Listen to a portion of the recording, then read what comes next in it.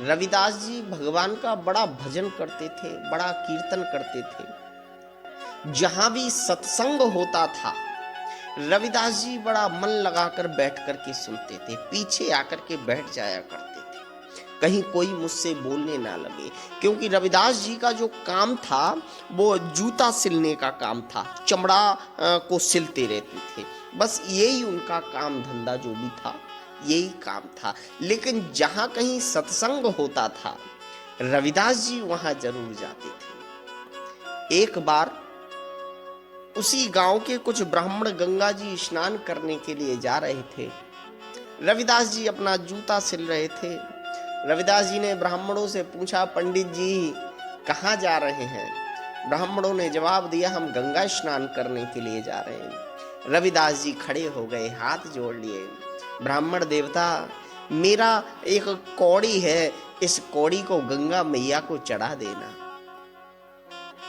पंडितों ने कहा, एक शूद्र की और कौड़ी लेकर के हम जाएंगे? लेकिन चलो जब ये कह रहा है तो चढ़ा देंगे, क्या जा रहा है।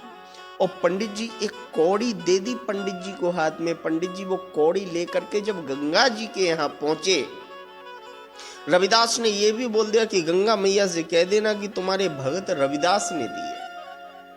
पंडित जी जब गंगा जी के किनारे पहुंचे और गंगा में डुबकी लगाई तो पंडित जी ने कहा, लाओ ये कौड़ी भी गंगा मैया को दे देता हूं। और आवाज लगाई, हे गंगा मैया, ये तुम्हारा एक भगत है रविदास, उसने ये कौड़ी भेजी है।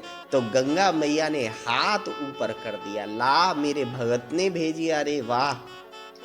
और कौड़ी हाथ में ले ली और दूसरे हाथ से एक सोने का कंगन जिसमें हीरे जवाहरात जड़े हुए थे, वो कंगन पंडित जी को थमा दिया।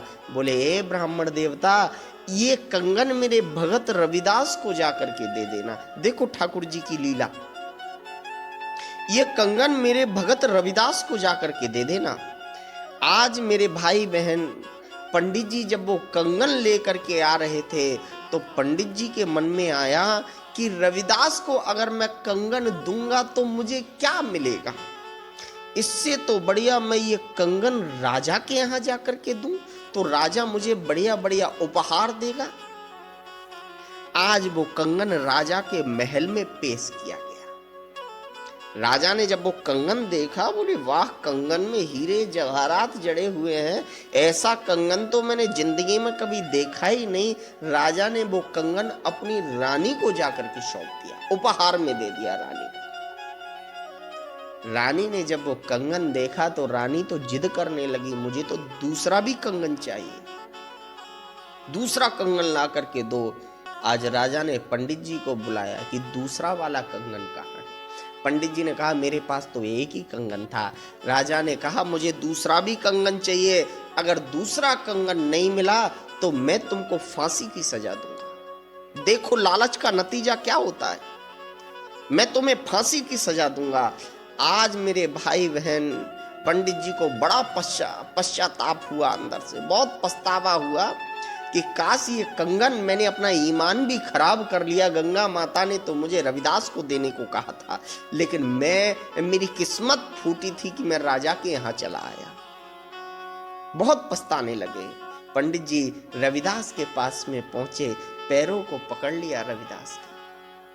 रविदास ने कहा, अरे आप ब्राह्मण देवता हैं और मेरे पैर पकड़ रहे हैं, छोड़ो छोड़ो छोड़ो, मैं नरक में भी मुझे जगह नहीं मिलेगी। पंडित जी ने कहा, मैं ब्राह्मण नहीं, मैं तो तुमसे भी नीच हूं, मैं तो शूद्र से भी नीच हूं। जिसके मन में लालच आ गया वो तो शूद्र से भी नीच हो जाता है। रविदास ने कहा, क्या हुआ बताओ तो सही। आज पंडित जी बताने लगे, अरे भैया रविदास, तूने जो मुझे कौड़ी दी थी, मैंने गंगा मैया को सौंपी, गंगा मैया का हाथ निकला, मैंने कौड़ी हाथ पे रख दी और गंगा मैया ने मुझे एक कंगन दिया था, बोली ये रविदास को जाकर के दे देना, लेकिन मैंने तुझे आकर के नहीं दिया, मैंने राजा को वो कंगन दे दिया। अब राजा कह रहा है कि दूसरा कंगन लेकर के आ, नहीं तो मैं तुझे फांसी पर लटका दूंगा। रविदास ने कहा, इतनी छोटी सी बात और उसमें आप इतने घबराए हुए हो? पंडित जी ने कहा, ये छोटी सी बात है, गंगा मैया इतनी दूर कहाँ जा पाएंगे, इतना दूर, ठंडी का समय, और जाएंगे तो क्या पता गंगा मैया दूसरा कंगन देंगे या नहीं देंगे। मुझे तो राजा ने कह दिया है कि आज के आज ही कंगन चाहिए। 2 दिन का रास्ता है गंगा जी जाने का। रविदास बोले चिंता मत करो। रविदास ने एक कौड़ी निकाली और जिस पात्र में वो चमड़े को भिगोता था उसी पात्र में वो कौड़ी डाल करके बोला, हे गंगा मैया मेरी सुन लो पुकार, आज दूसरा कंगन भी दे दो, ब्राह्मण की इज्जत का सवाल है। गंगा मैया ने दूसरा हाथ उसी कठौते से बाहर निकाल दिया और कंगन रविदास जी को दे दिया।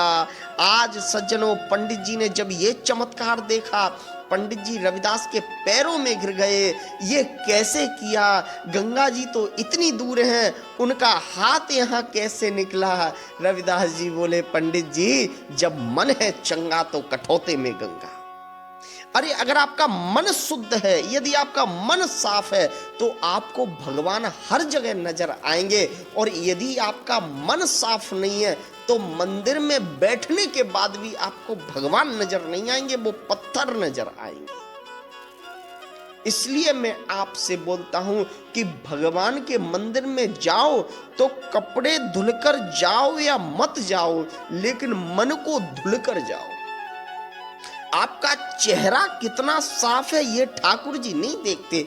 चेहरा आप काले हैं, गोरे हैं, कितना साफ करके चेहरा जा रहे हो इससे मतलब नहीं है, आप मन को कितना साफ करके जा रहे हो, मतलब इससे।